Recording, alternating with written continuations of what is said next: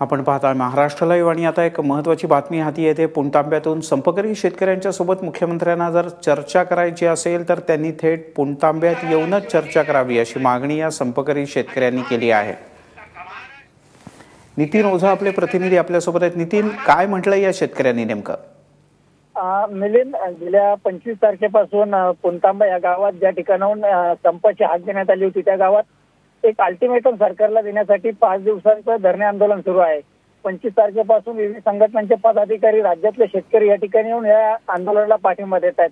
तर दुसरीकडे मुख्यमंत्र्यांनी या आंदोलनाची दखल घेतली आणि जे तहसीलदार आहेत स्थानिक यांच्या मार्फत या आंदोलकांना यांच्या एखाद्या समितीला मुंबईत येऊन चर्चा करावी असं निमंत्रण पाठवलं होतं।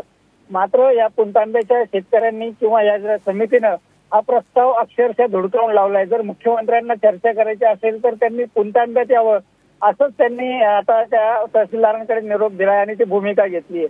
त्यामुळे मिलिंदजी, येत्या 1 जून पूर्वी आता काय काय घडामोडी होतात, मुख्यमंत्री काय निर्णय घेतात आणि शेतकरी काय निर्णय घेतात याकडे अवघ्या राज्याचं लक्ष लागलंय। मिलिंद, नितीन, तुर्तास धन्यवाद या माहितीबद्दल।